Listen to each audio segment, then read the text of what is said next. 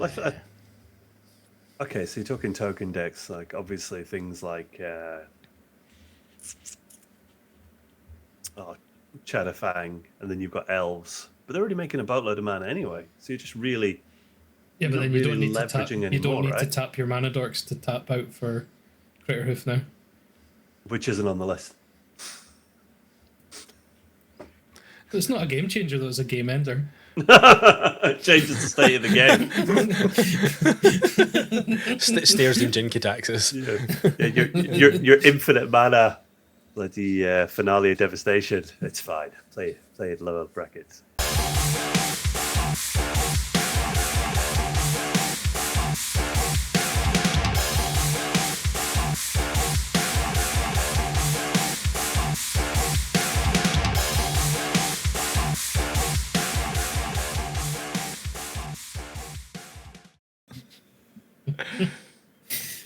Welcome to Shattered Signal, a podcast brought to you by the Shattergang.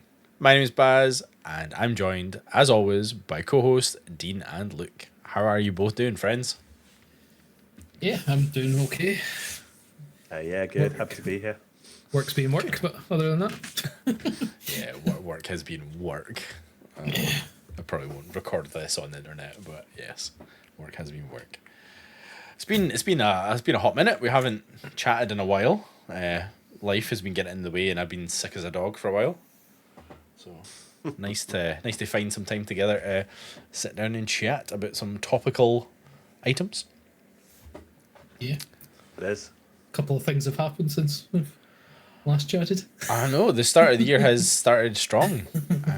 So yeah, today, as you might have guessed from the title of the podcast or the video, if you're watching on YouTube, is about the Commander bracket system, or specifically Commander bracket beta. It's just dropped, and we're going to chat about what does it kind of mean for how we play, and maybe some of our opinions around what we think about it. So why is this a thing that's worth talking about? Well, it's the first structured matchmaking tool for casual Commander from Wizards and the Commander format panel. It's aimed at solving power level mismatches, but is it the right approach? Who is this system for? Well, it's probably for newer players. Probably could be for veterans, or is it for anyone? So these are things that we're going to be chatting about as we go through. But to start off, we should probably break down what each bracket is, just so we kind of have said on the record what it is, and everybody and that hasn't found out about the bracket system, and this is their first data point of the bracket system, we're flattered. But odds are you've already watched one or two videos or podcasts about the bracket system up until now. Surely not. Surely not. Everybody's been waiting in anticipation for our point of view of what's the racket with all these brackets. What's the racket with all these brackets? Love it. And we're also recording this after MagicCon Chicago, which was the first formal testing grounds for it. So we're still to hear back how that went. So we're trying to get on the record before the first wave of kind of formal commentary around that.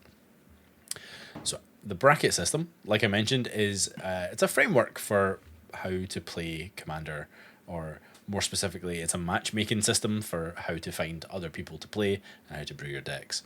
It's broken down into 5 brackets, and they go 1 to 5. So no longer is it the 1 to 10 scale that we all fumbled around with previously.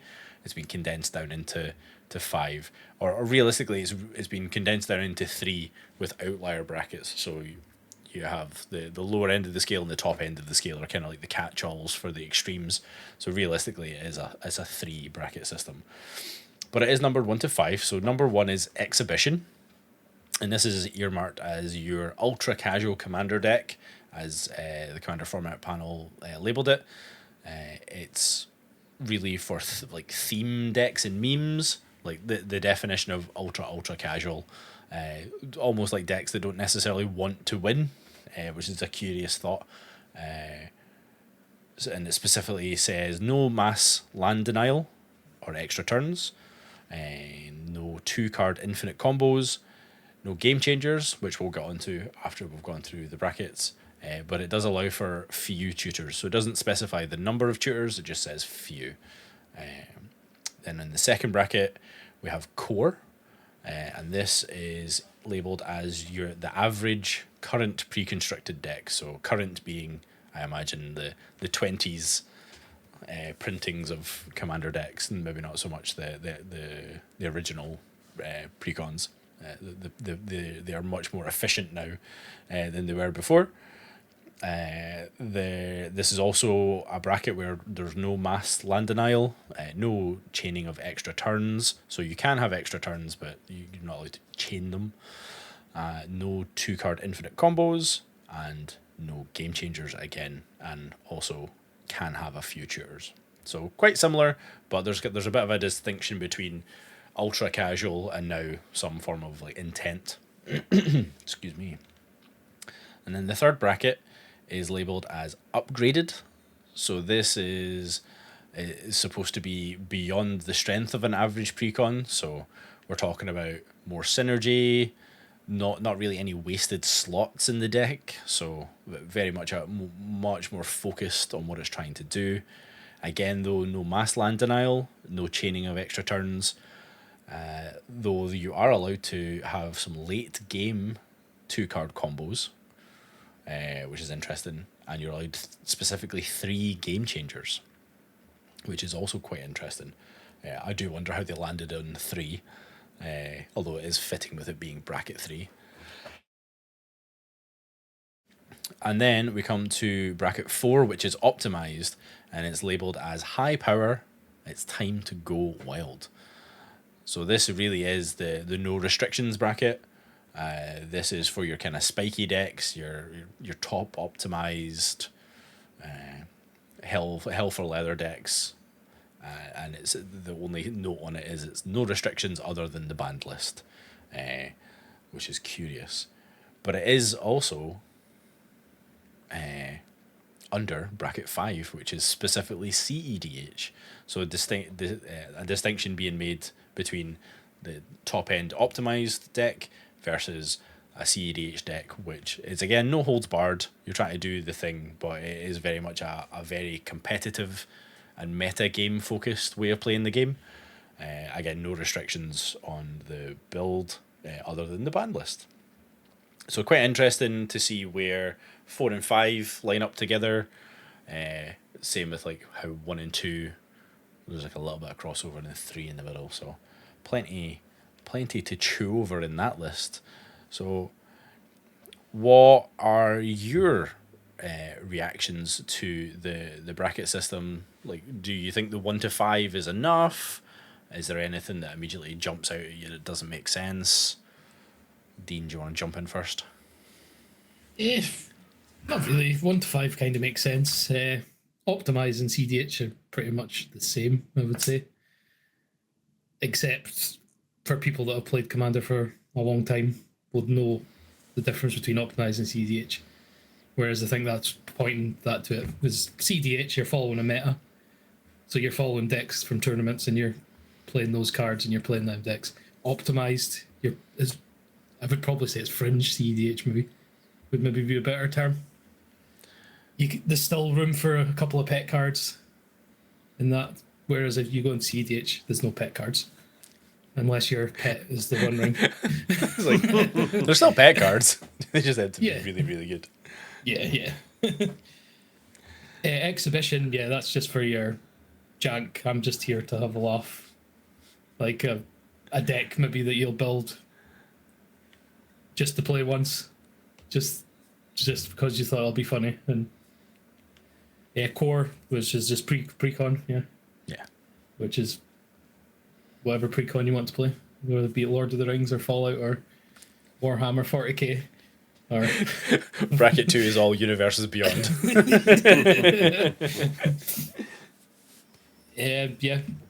There's obviously there's some precons that you can't play in that bracket because cards that aren't on the game changer list and things like that, which is it happened. Oh, yeah, that is an interesting point. Distinction to make as well, though. Yeah.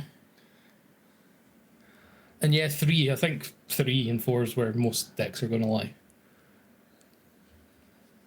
Almost certainly. Looking at mine on Moxfield, most of them have landed in 3. And a couple in 2. But knowing the decks myself, they're higher than that. So that's something we can speak about in a wee bit.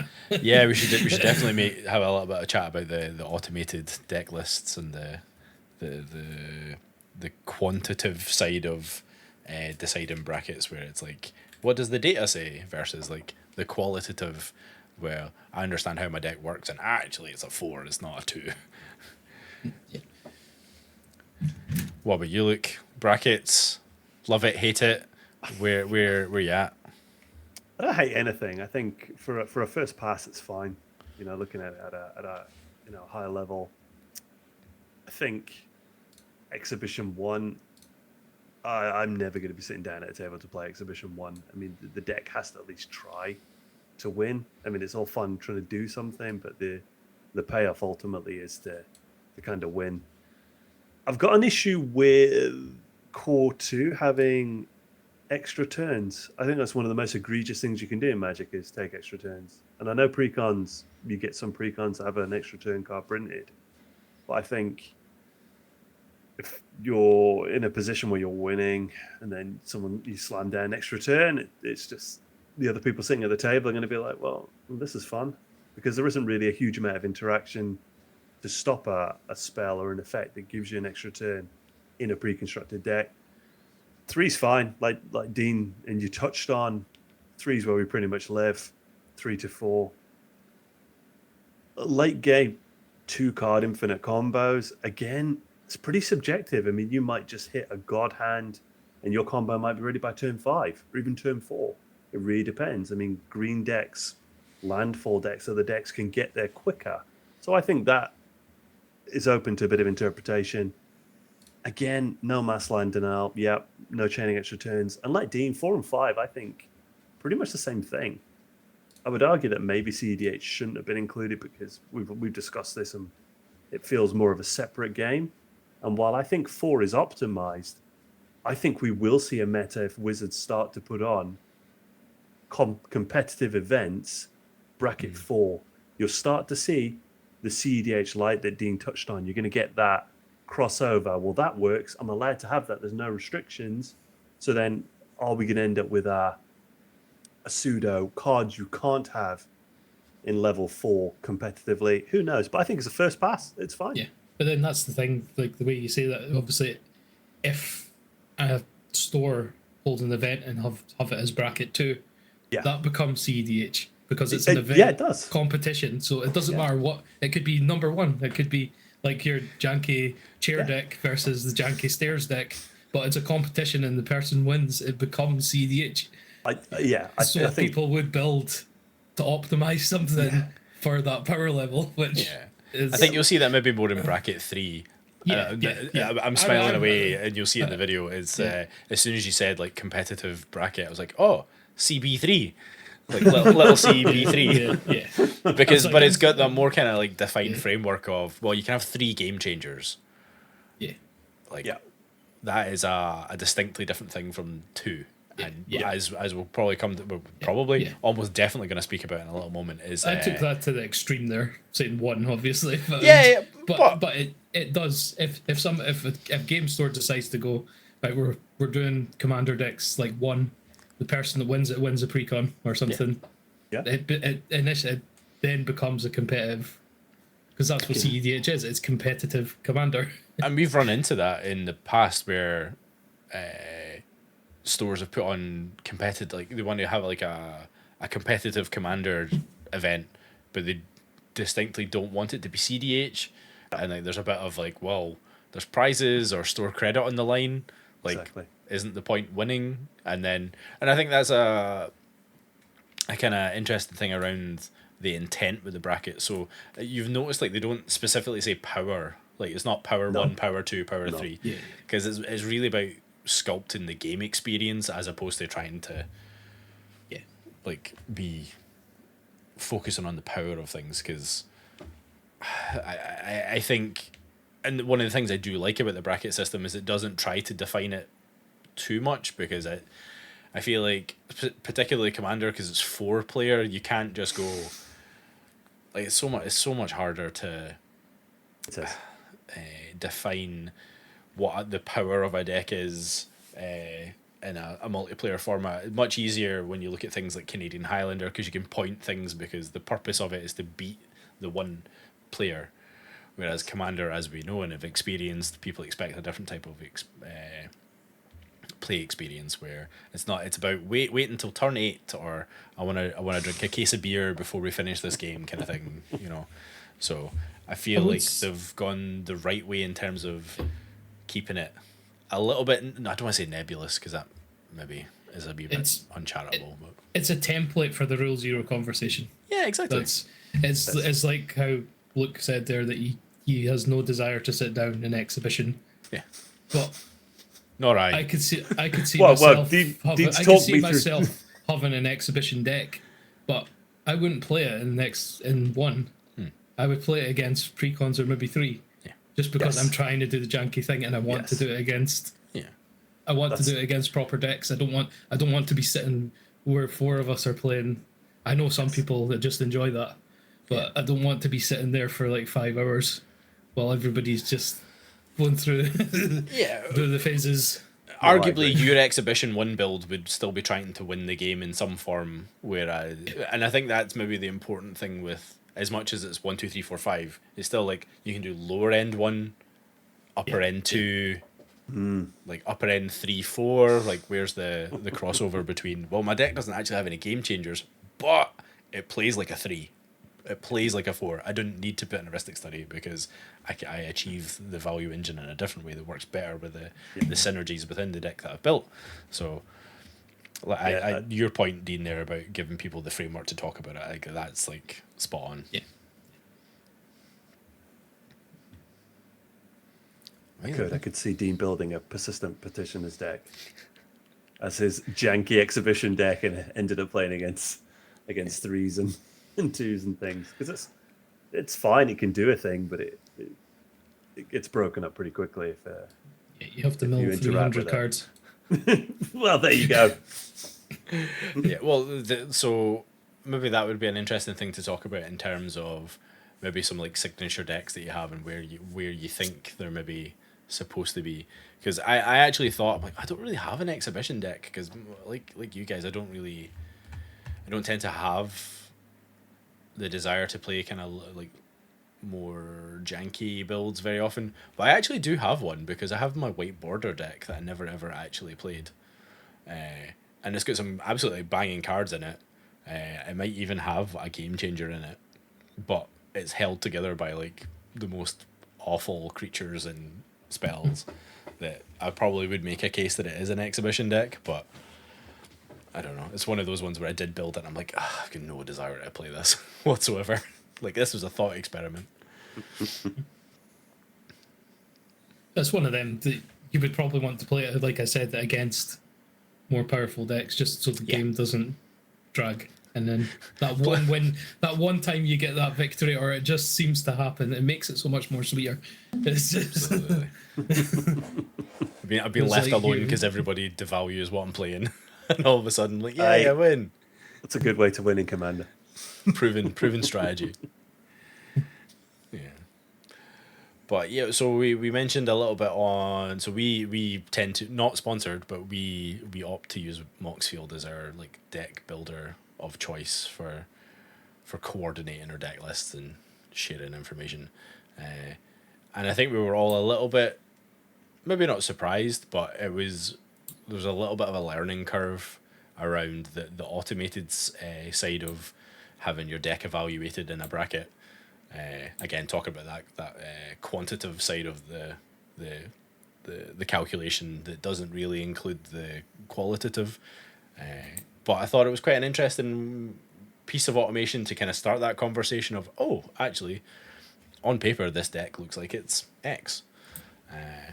But what I did see in the community is like lots of folk like just, oh no, it's a 3. Moxfield said it's a 3, therefore it's a 3, and you're like, all right, okay. So we're gonna have some bad actors in the in the discussion. Community broadly is not the Shattergang community, the wider sort of MTG community and the Twitter sphere and all the rest of it, the blue skies. How did you feel about using tools like that for grading your deck almost? I thought it was great. I think you're trying to roll out a new system to rate decks or put them in brackets, and essentially Moxfield, Scryfield, all the other big kind of parties that people use for deck construction. They've already got a list of all the game changers, so I thought that made it was really intuitive. Which, for me though, yeah, I think there is a bit of movement. I think you will get, like Dean talked about, his Alexios deck. It goes hard. If it gets a good start, it becomes a real problem. Alexios is hard to remove. My Urabras deck was only classed as a 3 and if I took Jessica's will out of it, it was then a 2. And Urabras, because you've played against it, when it gets going, it's a pretty strong deck. So I think, yeah, you will always get people that do try and leverage that, and whether it's just human behavior. It's just, you're just going to have that. The important thing, I think, you still will need a rule zero conversation. And I've sat down with people I've never played with and gone, it's this kind of deck, it's Voltron, whatever, it does this. This card is important. This card, and I think people then have a greater understanding rather than me just put my deck. Yeah, it's power 3. Oh, cool. Yeah, my deck. Sorry, bracket 3. There we are, using the old arbitrary terms. You'll have a better time. So I still think the rule zero conversation is important. But yeah, for the initial rollout, yeah, good. Yeah, no, I think so long as people treat the bracket system as just a way to talk about their decks, you will find a lot of success in it. It's very much one of those ones, especially in the beta version of the guidelines. It's that you can see that they've gone light on the information to get feedback rather than putting a big framework in, and people maybe finding it quite jarring. So yeah, it'll be interesting to see. And I suppose that's a good point to encourage people to get involved with sending feedback. Tell the commander format panel about your experiences, because now's the time to do it. I have noticed that Moxfield over the last few days have been putting, you have to upgrade your deck brackets now. Oh. Basically, some of them are coming up with exclamation marks, and it's saying you've not yet set your bracket, but we've set it as a 3, so you can't go any lower than that, or 2. So curious. Obviously, it's giving people the option, because this cool. Like Luke was saying, Alexios is in bracket 2. It's not a 2. Roxanne's in bracket 2. That's a 1. That's a meme deck. Yeah. Why? No, it's not catching up on the highly synergistic stuff, which is going to be very hard to do. That's where you as a deck builder need to come in, and somebody that's played the deck needs to come in and go, no, this deck isn't that, it's this. Yeah, absolutely. And that's where the issues are going to still come from. When people used to say their deck's a 7, we're all playing 7s, and then they sit down at the table and it's like, well, I've got 15 mana on turn 1. Yeah. But I guess that does we focus a lot about pre-game discussions. Probably, and as we're in this kind of beta testing phase of the brackets, post-game discussions probably are a little bit more required. In fact, I felt like they're required anyway, but it's not until you play your deck yourself and get a chance to do the kind of post-game, oh, I didn't expect to try and win on turn 5. I thought this deck would try and win on turn 8. And to your point, Dean, why do I have 15 mana on turn 2? This is unintended. I suspect it is intended, because I don't think you can accidentally make 15 mana, but I think your analogy stands. As have I, friend. But I think it is important to get it from the people you're playing with as well. What do you feel like that was a bracket 3? Was that actually a bracket 2? That sort of thing. So hopefully people will be encouraged to kind of do that, because I'm in a similar position with you, Dean, with your potent decks being automatically assigned a bracket that's way lower. Like my Shalimes and Humanitar, which is my Shalai and Halar Slimes Against Humanity deck, which has a 2-card combo, is it's set as a bracket 2, which it absolutely is not sponsored by Samsung. I did a bit of playing about on Moxfield as well, and I went into my Slivers deck, which is set at 4, which I would say, yeah. And basically, I took out Diabolic Tutor, Demonic Tutor, and I think it was Smother and Tithe, and it dropped it down to a 2. Yeah. So I could technically find 2 cards if you wanted to just go, this is a bracket 2 deck, and it's not. Those 2 cards don't define that deck. That deck's just nuts. Absolutely not. I think that's... Obliterated's in it as well, that's why. Land Denial. Degenerate. Everything denial. But I guess, and so this is probably a really good jumping off point to talk about the game changers then, in terms of, are they game changers? What does game changers mean to every, like, our decks and other people's decks? So the game changers, as we've been talking about through the discussion so far, excellent English, Barry, is a list of 40 cards that the Commander format panel have deemed as literally game-changing cards. We're not going to go through them extensively, but it's cards like Cyclonic Rift, Gaia's Cradle, the One Ring, like these big cards that when they hit the table, everybody pays attention. Your Drannith Magistrates, your Ancient Tombs, all that kind of thing.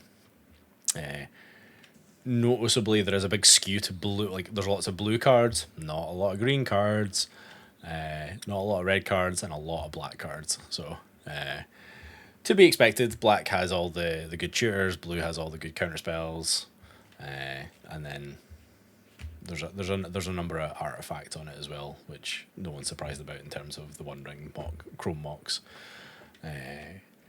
Efficient ramp. So, yeah. I think it's going to be a big point of contention, because it's not an arbitrary list of 40 cards, but from the discussions I'm seeing in our own community and the wider community, I think there's a point of contention around the size of the game changer list, whether it should be bigger or smaller, all those kind of things. What are your guys' initial thoughts on the cards that are on the game changer list? Like, do they feel correct? Are they like the boogie cards that we kind of expected to see on it? No. I'm just scrolling through it, as obviously I've looked at it already, and there's some cards on it that you go, yeah, obviously it's kind of obvious, but then there's other cards that I think are just on the list. I don't know why at the moment. Which one? Which one? Well, this is going to be a hotly contested one, but Vorinclex. Voice of Hunger. I agree. I hate that card. Because my argument with this is Vorinclex can't be in until 4 anyway, because it's land denial. True. So there's no need for it to be on the list. You could have put something else on the list. I mean, that's fair, but I suppose that's... I suppose I am playing devil's advocate a little bit, but it can technically be played in bracket 3, which... But it still can be, though, because it could be a game changer. I suppose, yeah, do people interpret it as a game changer and mass land denial, or is it only one of those things? Is it both things? I think I would agree the way with... I played it dies usually straight away.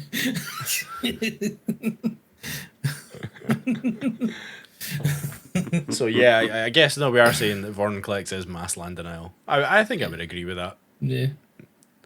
It's certainly the same as a similar effect as Winter Orb. So yeah, okay. So yeah, I would probably agree that it is a quote unquote bracket 4 So it's like kind card. of double. It's like been doubly put in. Yeah. Do you think it was maybe put on the list before? Do you think like chicken and egg game changers or the no mass land denial rule? Because it's not land destruction. Maybe they changed it to like land denial. Maybe, yeah. That's interesting. Maybe so. Spoiler alert: there's going to be a part 2 of this when we're going to sit down with someone from the Commander format panel and maybe have some questions like that to ask. So please let us know if you have any questions that you want to ask them. Yeah, a lot of the other things make sense. Like Kinnan, it's just 2 mana, and then all your mana rocks just start tapping for ridiculous amounts of mana. Yeah, I know. Luke has strong opinions about powerful legends that are only 2 mana. I feel like Kinnan's absolutely squarely on that list, and rightfully so. Doesn't have ward though. It's fair. I mean, you're not wrong.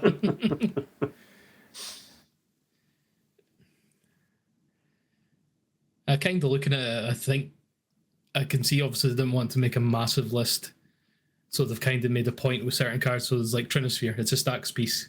So other stacks pieces like that, you should really be considering it as a game changer. I think that's what they're kind of leaning into. It's like that's maybe because you've got Yawgmoth Spill that you can play, which is the same as Underworld Breach. True, and not on the list. I wonder if it's one of those ones where, because it's quite an expensive card, it's not made it on. But then you've got cards like the Tabernacle.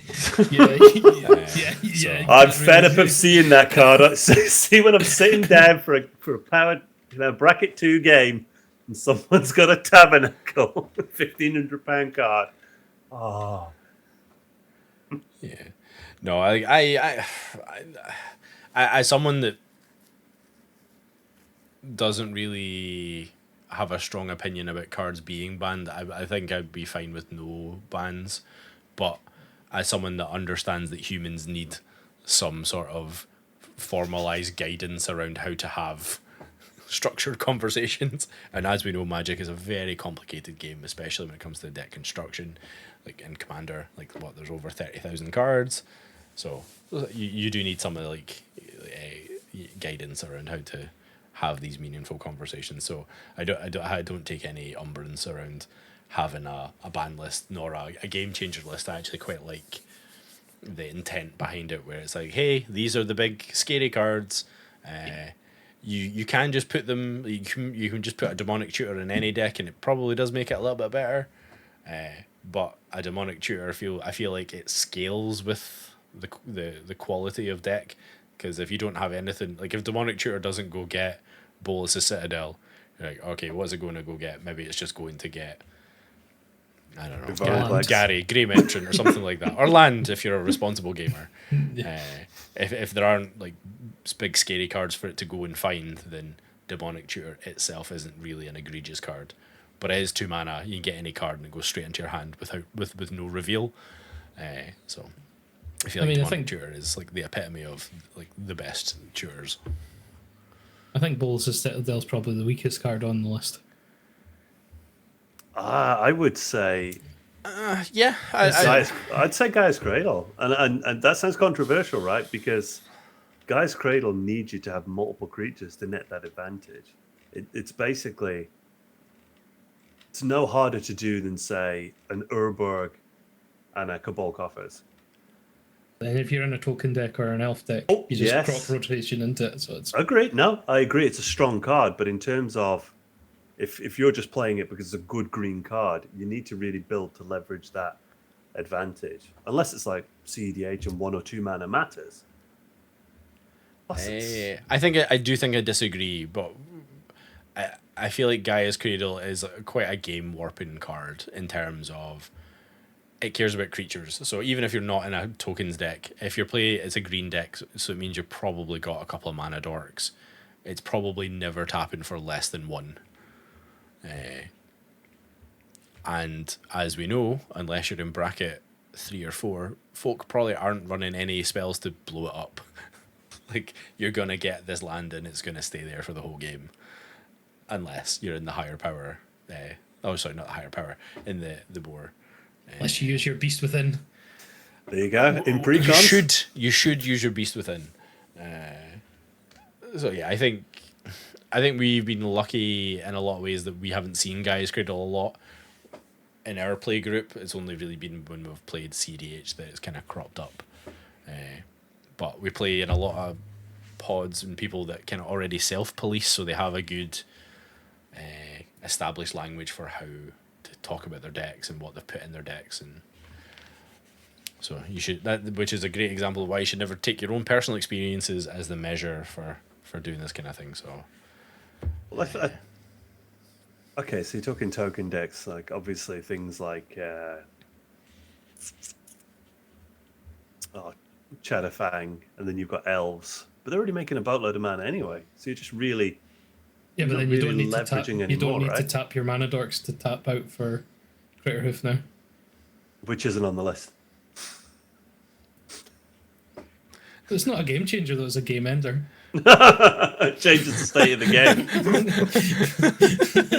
game. stairs and Jinky taxes. Yeah, your infinite mana, bloody finale of devastation. It's fine. Play it lower brackets. Yeah, I don't know. I think Guy's Cradle, and I think again it's prohibitively expensive. You're not going to see it in many decks. It's in green as well. That's big issue. That's the bigger problem as well.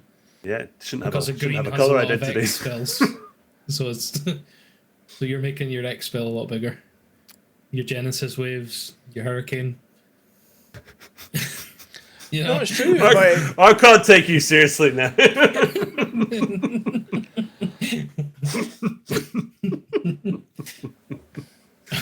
No, I think Graia's Cradle does have a place there. Like it's like other cards, it scales with what your deck's trying to do. Like you can't just chuck it in if you don't play creatures. But Exactly.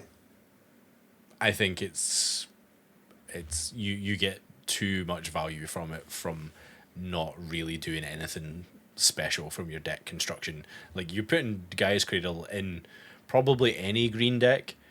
If it's in a tokens deck, a token strategy, it's going to be phenomenal, but I still think it's going to be the best land that's at the table, unless someone else is playing a Gaia's Cradle. Like it's just you tap it for a gigantic amount of mana with no restrictions other than you need a creature to be there. I think It's a big restriction. it is, but you're not going to play it on turn one. yeah. And you've always got access to a creature in the command zone. So at least always taps for one when it comes. But I think if it's tapping for 2 or 3 early, I do think that changes the game because you're giving green access to even more mana, and we know what green can do everything now. So you can draw cards very easily in green. So you're not going to empty your hand without refilling it through like your Guardian projects and whatever, which you're able to cast on turn 3 because you've got a fucking Gaia's Cradle. But yeah, or cast a Vornclex on turn 4 because you've got access to a bajillion mana. There's a Scoot Swarm. Yeah, so no, I think you might have to die alone on that hill. Look, if No, that's fine. So it's a land that requires extra steps. You've got no creatures, taps for nothing. true.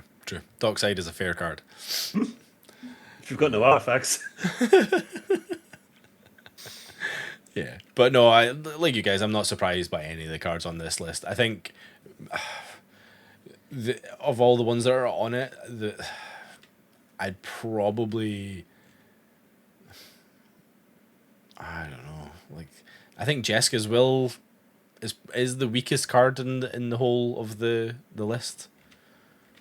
I can think of like Underworld Breach is rightfully there in terms of red cards. But And then yeah, that kind of gets banned. That's like shadow banned by most people anyway that aren't playing CEDH. Totally. Well, it's bad unless you're actively trying to break it. Well, Expropriate. Is that the same reason as Vornclex? Because it's chaining extra turns. It doesn't really need to be on the list because you can't actually play it until you get to turn to category 4. yeah, You but can also switch that out for Omniscience.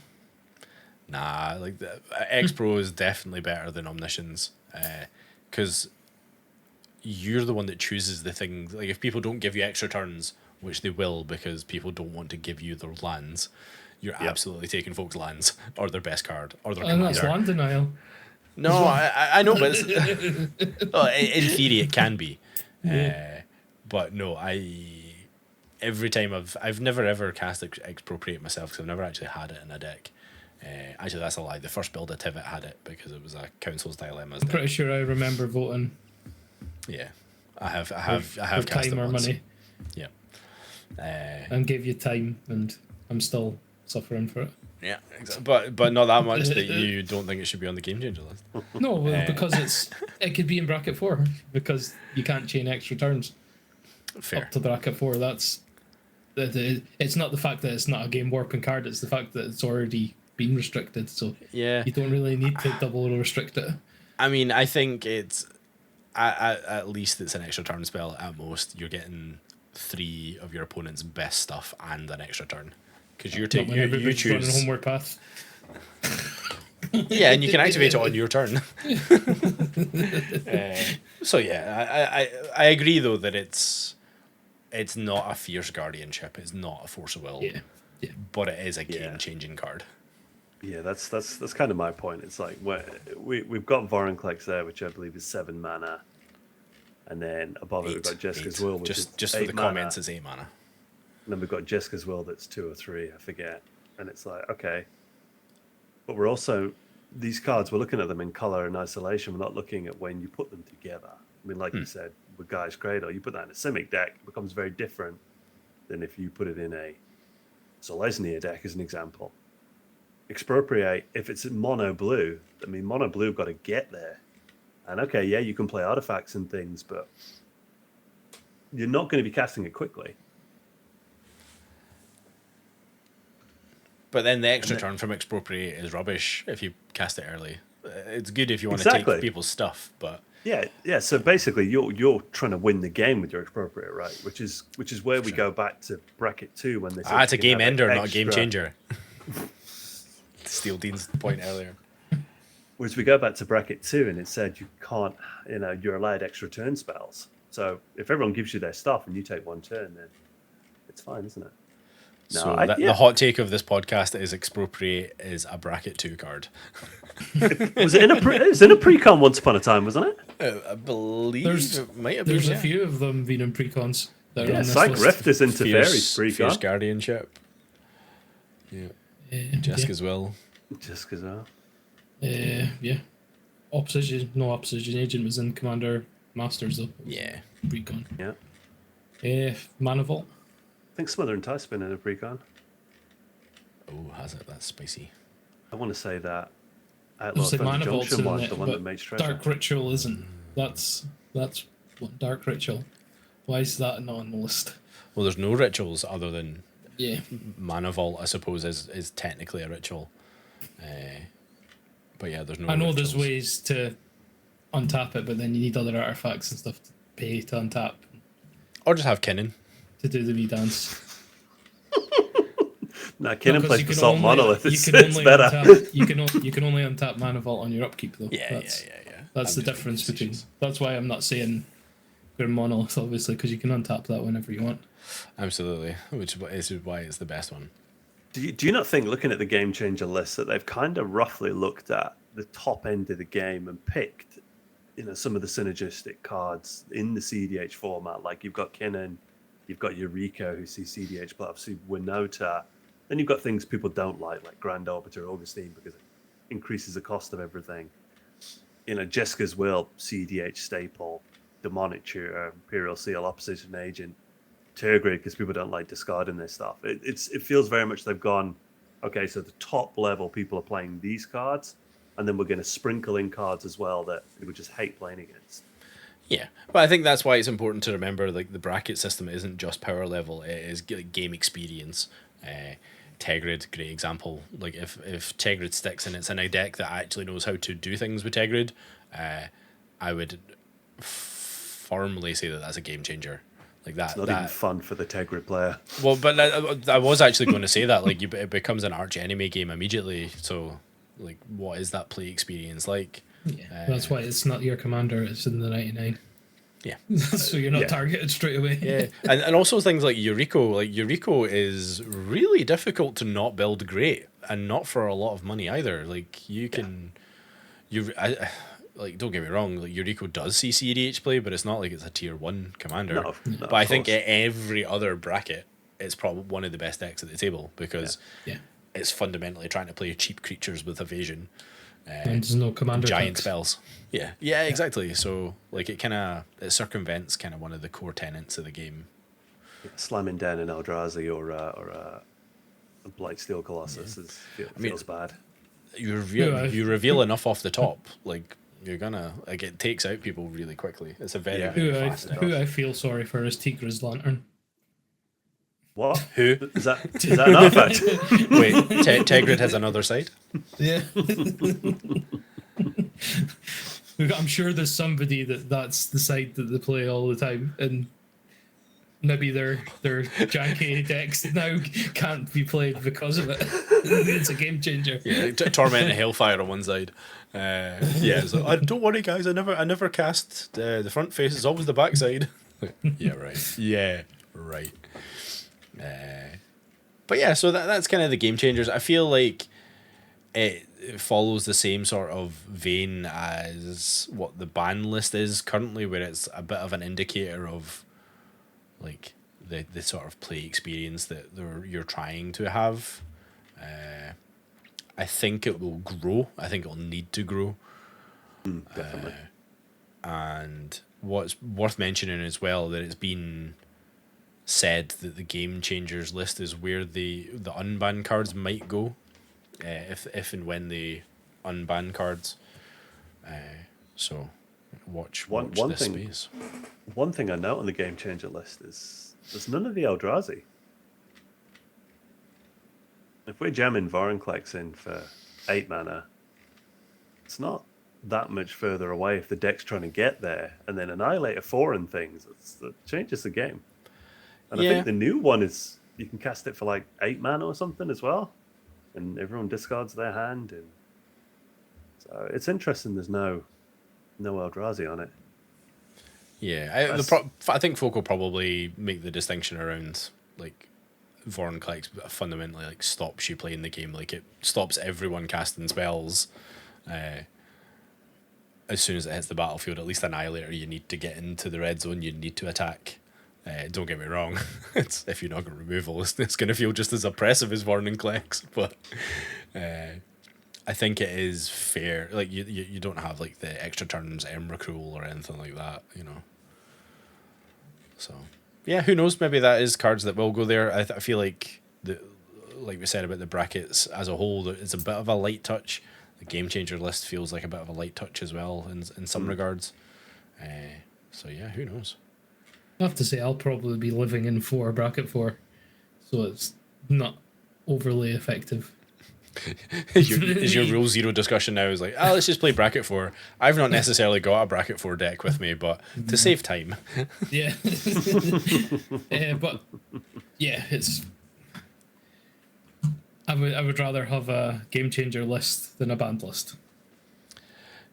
I would fully agree with that, particularly when it comes to what the bracket system's trying to achieve in terms of giving people a language and a framework and how to like matchmake. Because it is always that distinction of sorry. When I think back to like when we use the arbitrary 1 to 10 power scale, it's too broad. So part of my real life job is user testing and data, and sometimes it just doesn't make sense to say, is something like, does this make you feel a 1 or a 1 to 10, or you really care about the 1 to 5, because either you love it, you hate it, you don't quite hate it, you don't quite love it, or you're right bang in the middle. So I feel like 5 is the perfect way to kind of encapsulate what's trying to happen, particularly in those that point I made earlier where 1 and 5 are the extremes. So I see that being the case for bracket 4, which is, well, that's a really long way. I agree with you, Dean. Where bracket 4 is way more defined now. We're like, right, I know what the expectation is for a bracket 4 game. I know that I can play whatever I want. I don't necessarily need to have like Thrasios and Tymna in the command zone because we're not playing CDH, but I might have a really tuned Starscream deck. No, but I might have like No, a top yeah, end Starscream yeah. deck that just Yeah. does the thing, and Or Prosh, we have or that. Prosh, something exactly. like that, yeah. yeah, Prosh isn't yeah. CDH. Negan.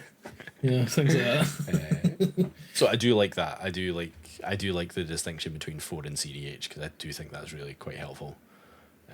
Again, it's around that the game the play experience, what expectations folk have for playing. So no, it's good. So, and I think it's difficult to bring like the new player experience into the room, because obviously we're established players, we've been playing a while, and we're also content creators, so we're kind of enfranchised. But I do think it's going to be great for new players. 100%. Because it is a really well signposted way of kind of entering the game. Somebody sitting down with a precon, and it's like, when playing the precon, it's level 2. It's like, okay, we'll match that. Yeah, well, or how often has someone sat down, like, I think to like the local game store, where someone comes in and plays a precon, and you're like, I think my deck's kind of a precon level, but now I have a scale to go, well, actually I had an ancient 2-minute, so it's not, it's from a quantitative level, it's actually not a precon, because it's got a game changer in it, you know. And I think Ancient Tomb's a good example of something. It's like, oh, it's just one of the best lands. Taking that out does make a difference in terms of what the deck does. So, no, I like that about that. I love giving people the language to talk about what they're trying to do.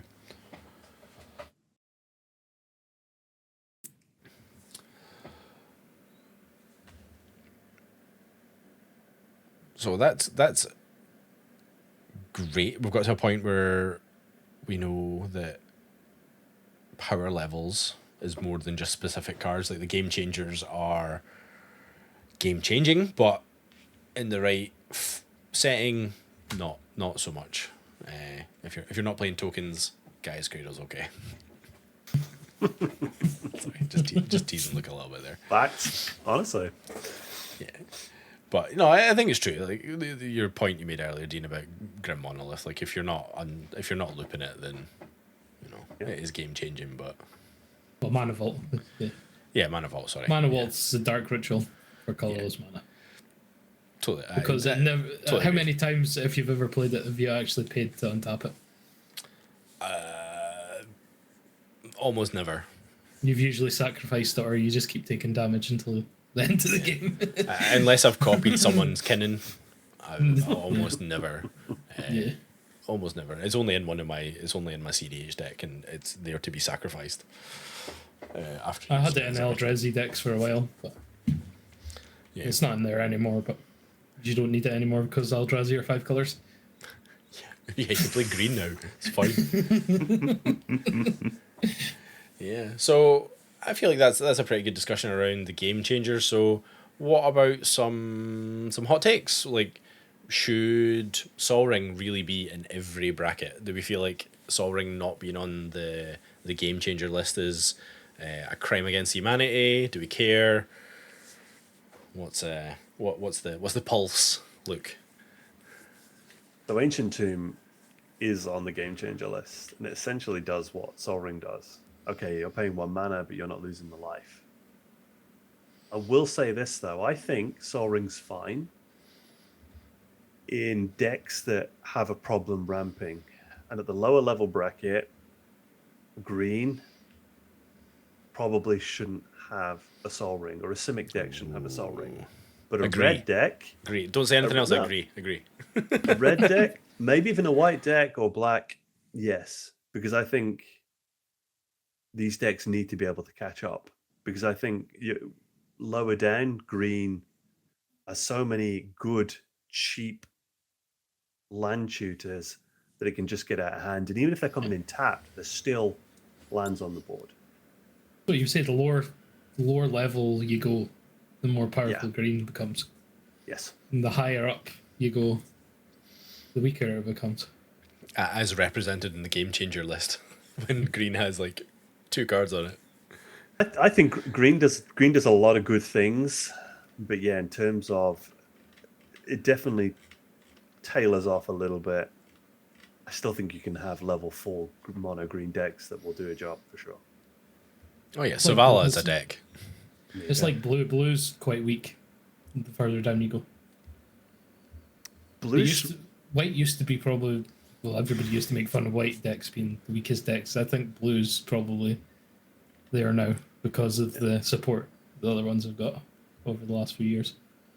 I think blue has people get too traumatized by the 0 mana interaction and Ristic Study, and all of a sudden everything blue, which means from a game design point of view, you're too scared to go, I'm going to make another Ristic Study, or I'm going to make another counter spell, because instantly.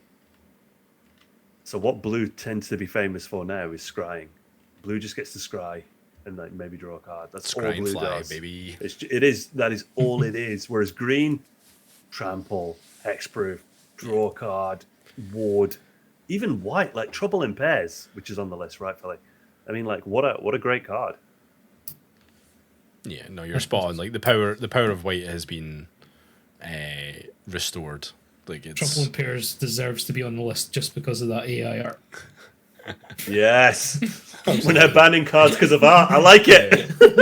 I mean, well, we have like you think of like cards like Crusade and stuff like that. But yeah, like yeah, no, I agree with that. That point around certain colors scaling, particularly the lower end, where I think green is probably the most powerful casual color. Not least of all, it doesn't have the stigma around tutoring for lands. Like no, like experienced players will pass comment around someone chaining like Farseek into Cultivate into like Harrow, and you're like, oh, okay, that's like 4 or 5 land tutors. That's a problem. So it is interesting how the brackets in the lower end of the scale states few tutors, and I don't know if that intent is around land tutors as well. I suspect it is. I don't think it is. No, I'm sure I've heard somewhere that it said it's not land tutors, it's just few. Yeah, so you can play all the fetch lands. Yeah. Okay, that's play all interesting. fetch fans, get all the landfall, Lotus Cobra, drawing with Tatiova. Yeah. Bounce lands. so that is a point of contention Yeah. I do have, where it's like it's okay to ramp like crazy with land, but mass land denial is a problem. It is, because in the wrong scenarios it can be really egregious, but when you have strategies that are like, I'm just gonna dump 10 lands onto the board, I'm gonna loop it with Crucible of Worlds, you can't stop me because it's lands. That is a problem. You never want to counter a Cultivate either. No. So, Well, it's like Black Panther deck. Mm-hmm. It's a lands matter deck that you could probably build in the bracket where there's no land, where land denial's not a thing. So that, funnily you say that. Yeah. My build of Black Panther is actually a bracket 4, because it has lots of mass land denial. Yeah. But if you were A using lot, it not as lots actually. There's only got two ways. that's enough. But that is enough. No, but in the quantitative side of the brackets, that is enough to make it a 4. But if you built it the other way, that you're turning your creatures with counters on it into big beaters, totally fine. Nobody can actually deal with it. Totally because fine. it's a land, and you've not got the mass land denial, like the mass destruction. Yeah, well, that's it. It's got Inkmoth Nexus in it. I'll just let it get to 11, 10, whatever.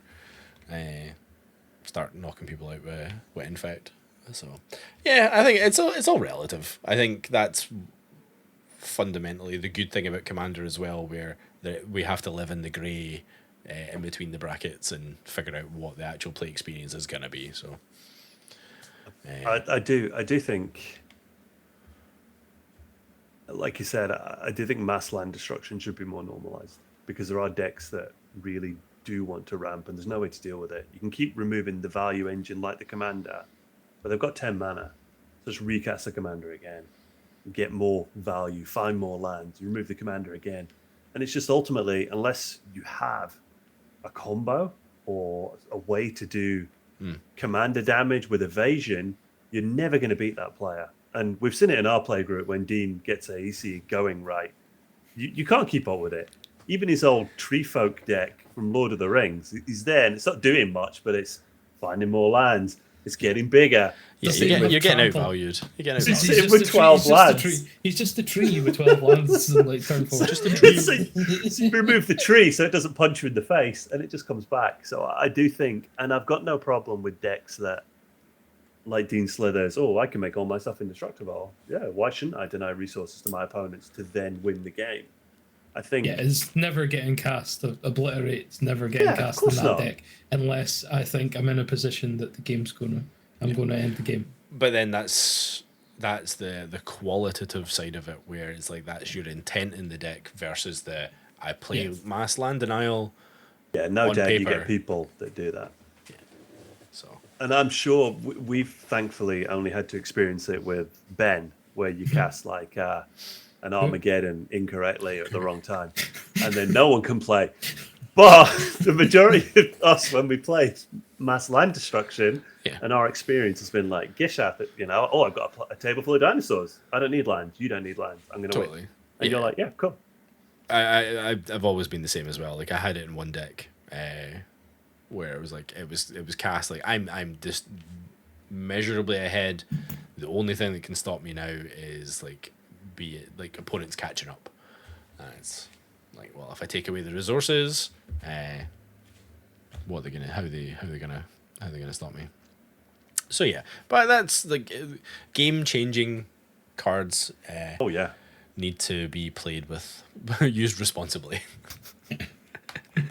Talking about game-changing cards, Khan's not on the list. Khan restarts the game. Oh, Liberated. Oh, that's fine. I can't remember the last time I saw a card. Yeah, I think it's like 14 or something like that. It's something daft, isn't it? Last time I seen him, he wasn't liberated anymore because he had beach shorts on. Yeah. Oh yeah, they did it. They did a new one for it. Yeah. I can't wait to see that. I've not seen one in the flesh yet. Yeah. So yeah, that's. I think. Fortunately, I think we're all on the same page around that. So, do we think the bracket system is an improvement to the Rule Zero problem? I suppose like no framework, 2 framework. It feels like it's going in the right place, right? Yeah, there's a guide now. Yeah. There's a guide that you can use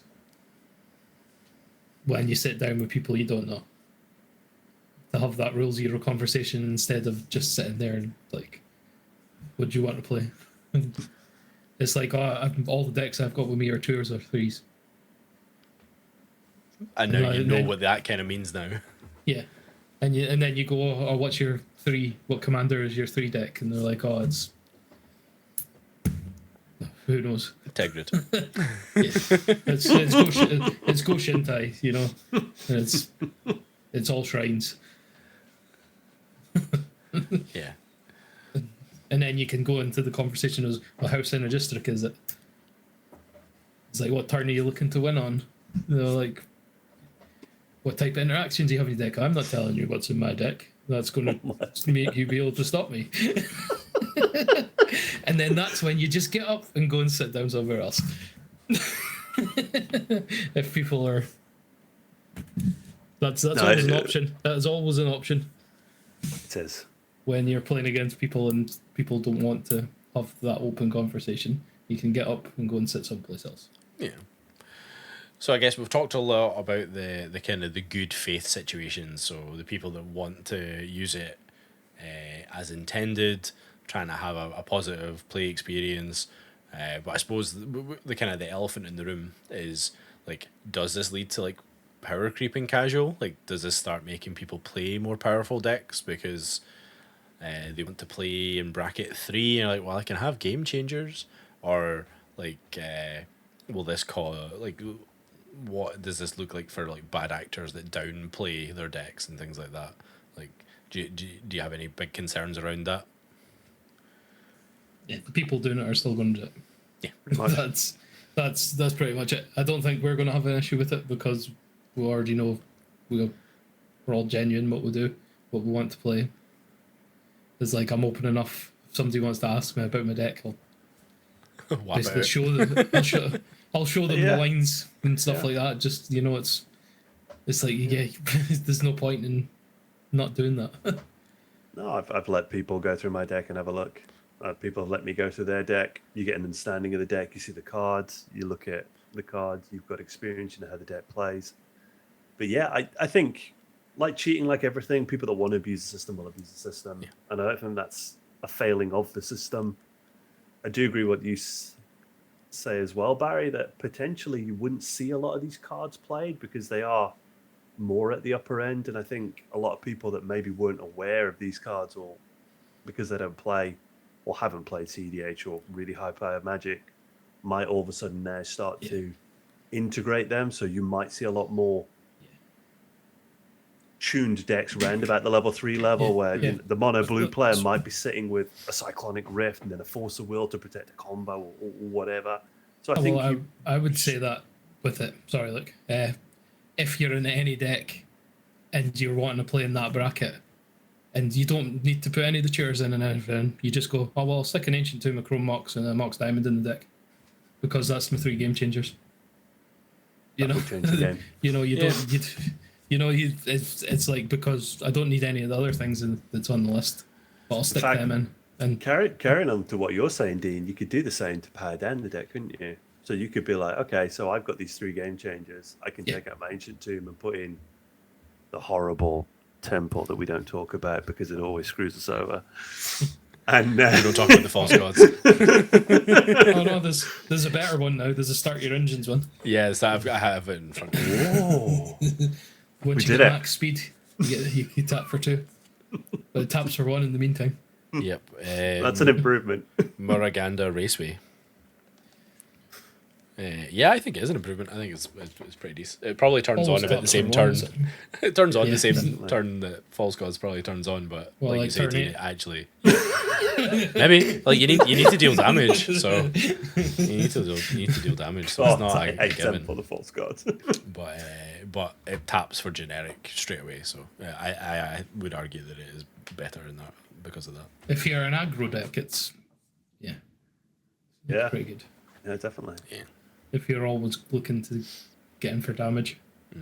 Yeah, well, I think, not to go off too much of a tangent, but I think it's good if you get it early in the game because you want the Start Your Engines to kick off. If you get it on turn 5, it's still going to require 3 more turns to actually get the bonus. So it's tempered in that sense, but no, I'm excited to put it into some decks and see what it does. Put it in your level 2 Ragavan deck. Yeah, I'll take out Ancient Tomb, replace it, see what it's like. Because I'm actually a lot like you, Luke, where I'm like, it could be interesting to power down some card decks by taking out Game Changers, and see. Because I do feel like there's a bit of, maybe it's more how I build decks. There's a bit of a homogenization of, I just put that card in because I know it's good, and then I've got 30 slots for a theme. But that's something I've been trying to improve with my deck building this last year or so. It's like how everybody goes Commander, Command Tower, Soul Ring, Arcane Signet. Of course. It's like if you've got 3 games. And I do hate that. Cards and you don't need to put any of them on the list, and you go Ancient Tomb, Chrome Mox, Mox Diamond. You know, just for the sake of it. Or if you're in an enchantment deck, you go, I'll put Sarah's Sanctum in the deck. Sarah's Sanctum is like, I'd never thought about putting that in a deck. One, because before this thing, I didn't realize it was legal. Thanks, Wizards. You've just made Ural even better. Thanks, Wizards. Yeah. But it's a bracket 4 deck, so it's fine. Yeah. But I probably wouldn't put it in the deck just because it's a poor man's Gaia's Cradle. Sure. I'm going to put Gaia's Cradle and Sarah's Sanctum in dog meat. Yeah. My single creature will tap for 1 mana. That's the flex. There's no creatures in your deck other than your commander. Just dog meat. Yeah, just dog meat.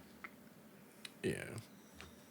But yeah, no. In terms of the brackets, it making things better or worse, I do think it makes things better. I agree that bad actors are going to be bad actors no matter what.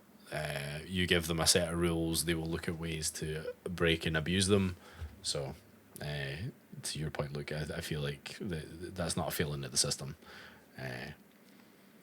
But it'll be interesting in our sort of world because we don't do like a lot of in-person gaming frequently. We don't tend to play with strangers, so we don't just go on Spell Table and go into random pods. But we do play with new people quite frequently, so I'll be interested to see how that works out with our content. I think that was one of the reasons I was really excited about it. I was like, oh, it makes pre-stream conversations a little easier. Like, it gives more language and framework to how we produce the show. Hell yeah. So hopefully I still feel that way in a couple of months when we've used it a bit more. Because we haven't used it a lot, but I felt it was still important that we had like a sort of like baseline impression of before we use it regularly, so that once we have done, we can go, okay, well, it's been 3 months. Our experience is this. We think it's great. We think it's trash. We don't need it. Which is also something that we haven't talked about, is that Commander is still a casual format. You don't need to use the bracket system. You can still play like no ban list Commander if you want to. This just gives you the tools to have some sort of framework for how to play. But fundamentally, if it's just you and your friends that play Commander, you don't need to follow it. It's entirely up to yourself. You can just make up your own rules or have no rules. I would imagine there's a lot of people that don't even know there is a banned list exists. 100%. They just play Commander at the kitchen table. Yeah. And that's fine. And I'm sure they have as long as they have a good time. Yeah. Yeah. Playing with the Power 9 every week. Well, you buy a product, maybe not the Power 9, but you buy something off at a shop. You print a product. Open it. You print a product. But yeah, like you open a pack, you don't know Mana Crypt's been banned. Yeah. Yeah. And like, oh, cool! It's all neon ink. I'm gonna put that in my deck. I'm so sad. But yeah, so yeah, like all things, use responsibly, play respectfully, engage in good faith, and I think you'll have a great time no matter what. Even if you do misalign the brackets, that's just gonna happen. Like we talked about earlier in the episode, maybe we need to start having post-game chats more so that we can kind of analyze where our decks really are at in terms of our perception and our I was going to say opponent's perception, which is true, but like our friends' perception. It's one of them things. All of us, including people listening, that are going to play a deck that they've just built, and it'll say, "Oh, Moxfield says it's a bracket 2, but I'm not too sure what it is. But I'll play it at a bracket 2 in a pod just to see what it's like, and it's going to blow somebody out of the water, or it's going to be really bad, and then you're going to go, actually, that's a 1, or actually that's a 3." You know, it's you're not going to go, oh, actually that's a 5. You know, like that's the But it's going to happen because you don't know. Obviously, there is some people that are very, very good at deck building that will know exactly before they even play the deck how it's going to work. But like, I learned from playing my deck is like I'll build a deck and I'll add bits to it as I'm improving on it as I played it.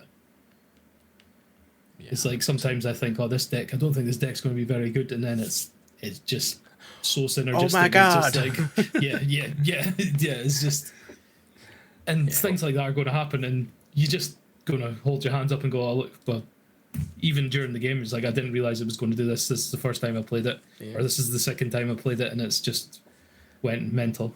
Yeah, those 100 cards. Like I have decks to this day where I have put very deliberate cards in that I have never seen.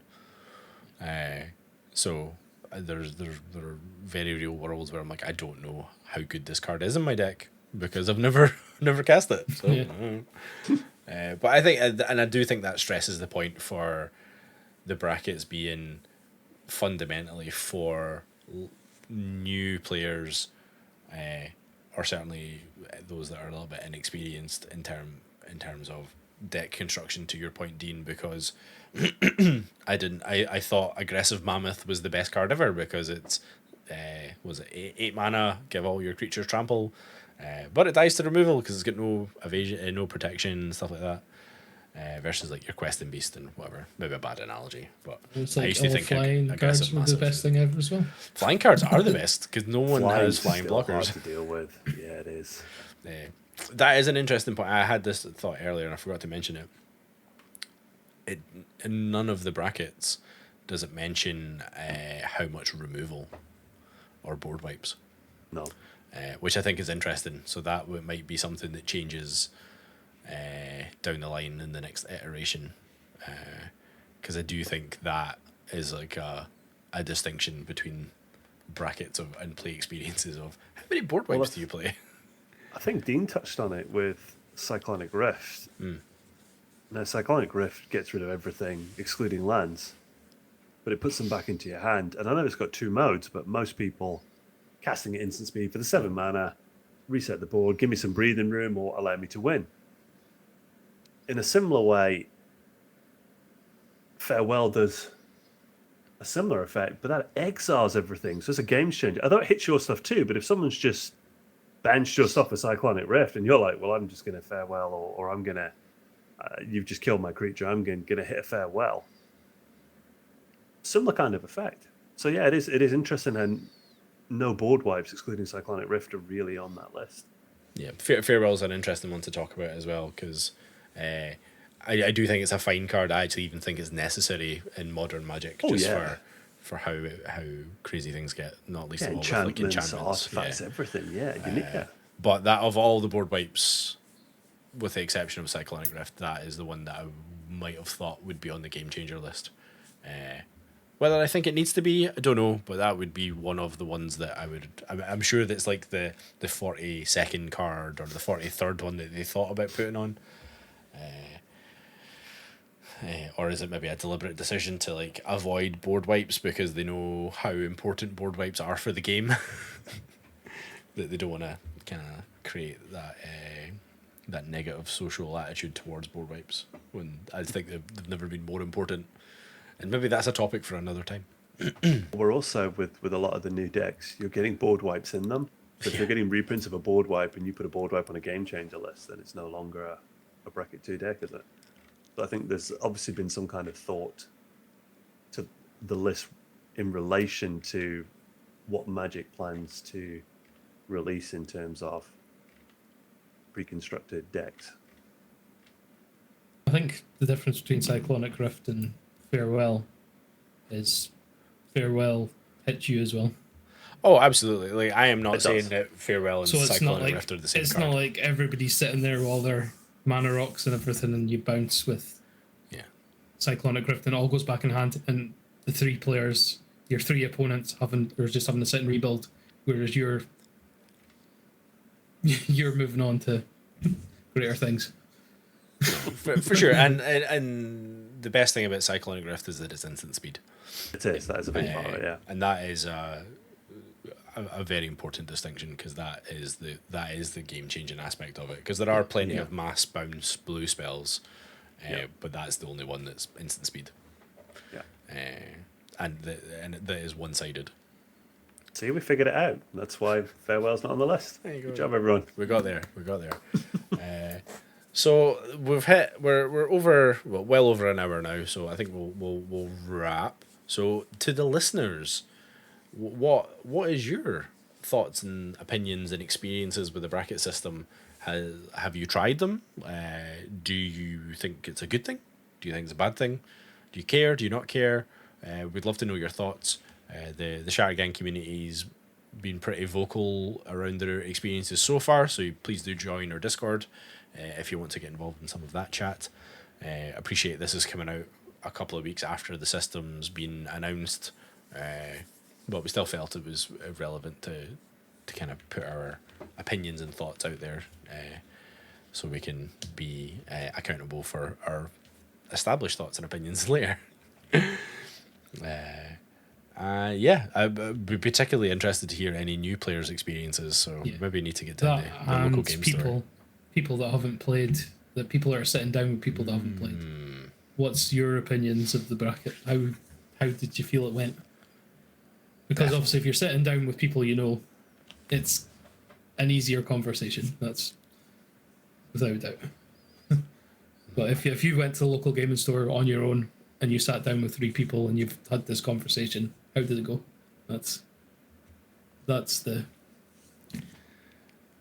because that's what it's all about at the end of the day. That's Maybe that's what we need to do. Like the experiment is us going in and trying to have these conversations. Like undercover bosses, like a different monocle disguises. Shaved beard.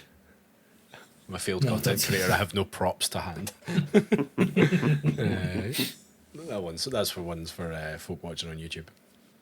And then game changers. Do you agree with the 40 cards that are on there? What's your thoughts on red and green only having like a little bit of a feature on it?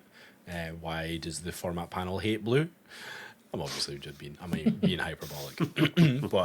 but yeah, tell us, what cards do you think should be on the game changer list? What shouldn't? Very, very curious to hear about that, because I think of all the things, I feel like the game changer list will be the most highly contested point around putting this sort of structure in for people to play around. And as we teased before, so there's going to be a follow-up episode. We're going to sit down with Charlotte Sable, who is one of the folks on the Commander format panel, and we'll chat with her about her experiences being on the format panel, and maybe some insight around the bracket system and whatnot. So we've featured Charlotte on the stream already, so there's some gameplay there to see how good a brewer and player Charlotte is. So I encourage you to check that out. But as always, we've been the Shattergang. My friends, thank you for making time to sit down for a chat, and we'll see you soon. Every Thursday at 7 p.m. new time. 7 p.m. GMT is the new stream time on Thursdays. Because so we can eat. We want to be the better versions of ourselves. We will feast before our games. Absolutely. Have a cup of coffee and actual dinner. So yeah, that's it. We're well underway in 2025. This episode might come out in February, might be March. So we'll see. Guys, have a great week, and we'll see you on Thursday. You too. See you later. Okay.